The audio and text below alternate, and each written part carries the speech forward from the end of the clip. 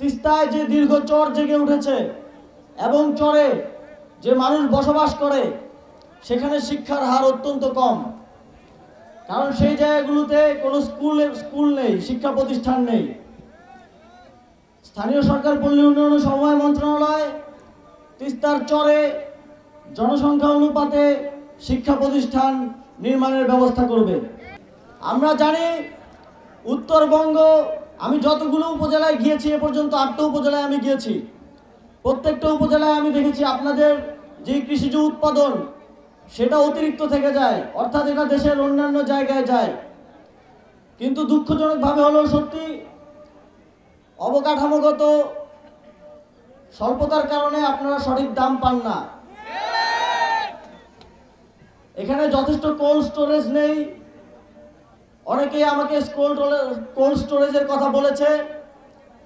আমরা উৎপাদন বিবেচনায় এবং পণ্য বিবেচনায় কোথায় কোথায় কোল্ড স্টোরেজ করা যায় সেটা নিয়ে ফিজিবিলিটি স্টাডি হচ্ছে।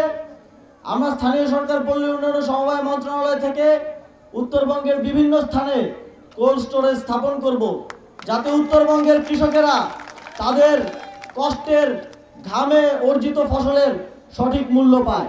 এখানকার যেই উপজেলাগুলোতে শিক্ষার হার অত্যন্ত কম, কিছু উপজেলায় আমি দেখেছি 43%, 47%, সেই উপজেলাগুলোতে স্থানীয় সরকার পল্লী উন্নয়ন সমবায় মন্ত্রণালয় প্রতিটি উপজেলায় একটি করে আধুনিক এবং সমৃদ্ধ লাইব্রেরি করে দিবে। আমি এর আগে যখন এসেছিলাম পীরগাছা উপজেলায় গিয়েছিলাম। পীরগাছা থেকে চিলমারি আপনাদের দীর্ঘদিনের দাবি একটি সংযোগ ব্রিজ করার। তখনই আমরা সিদ্ধান্ত নিয়েছি যে সেই ব্রিজটি আমরা করব। এখন সেই ব্রিজটি করার জন্য ফিজিবিলিটি স্টাডি চলমান রয়েছে। আমি আপনাদেরকে আশ্বস্ত করতে চাই, অন্তর্বর্তীকালীন সরকারের সময়ে সেই ব্রিজের কাজের উদ্বোধনটা আমরা করে দিয়ে যেতে চাই। 1400 মিটারের একটি চেইনেজ ব্রিজ সেখানে স্থাপিত হলে আপনাদের উত্তরবঙ্গের যোগাযোগ ব্যবস্থার যথেষ্ট উন্নতি হবে বলে আমি বিশ্বাস করি। এছাড়াও বিগত সময়ে উত্তরবঙ্গের মানুষ অবকাঠামোগত উন্নয়নের দিক থেকে বঞ্চিত ছিল।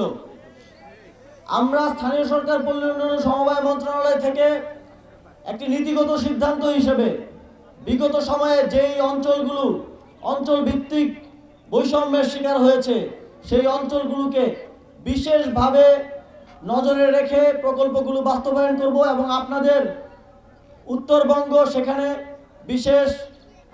বিশেষ বরাদ্দ পাবে এবং উত্তরবঙ্গের সকল উন্নয়ন প্রকল্পগুলোতে উত্তরবঙ্গের অংশগ্রহণটা একটা বিশেষ অংশগ্রহণ থাকবে। তিস্তার পানির ন্যায্য হিস্সা আদায়ে একটি খসড়া নিয়ে বাংলাদেশ 2011 সাল থেকে ঘুরে বেড়াচ্ছে, কিন্তু বিগত সময়ে আমরা এমনই এক ফ্যাসিবাদী সরকার পেয়েছি যারা শুধু বলে গেছে যে ভারতকে যা দিয়েছি আজীবন মনে রাখবে, কিন্তু ভারত থেকে কিছু আদায় করতে পারেনি। তাদের নতজানু পররাষ্ট্রনীতির কারণে তারা শুধু ভারতে গিয়ে ভারতের প্রধানমন্ত্রীর সাথে ছবি তুলেছে, তিস্তার কথা বলার সাহসটা পর্যন্ত করতে পারেনি। অন্তর্বর্তীকালীন সরকার তার গঠনের পর থেকেই পররাষ্ট্র নীতির ক্ষেত্রে শিরদাঁড়া উঁচু করে দাঁড়িয়েছে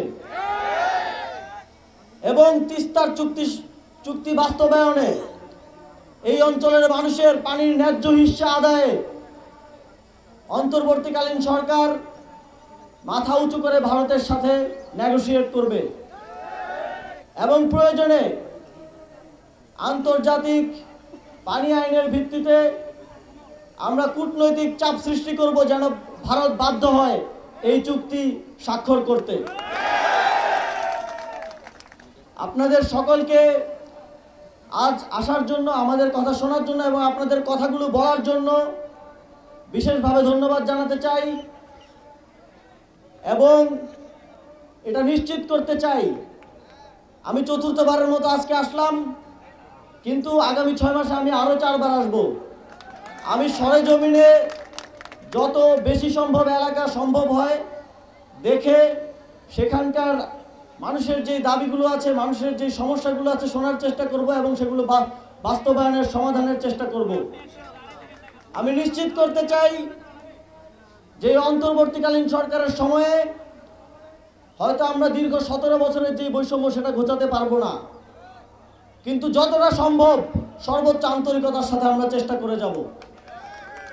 সেক্ষেত্রে আপনাদের সহযোগিতা, সমর্থন এবং মতামত প্রত্যাশা করি এবং এই তিস্তার সংকট চিরতরে নিরসন হবে, তিস্তা আপনাদের জন্য আশীর্বাদ হিসেবে আবির্ভূত হবে, এই আশাবাদ ব্যক্ত করে আমি আমার বক্তব্য শেষ করছি। ধন্যবাদ সবাইকে।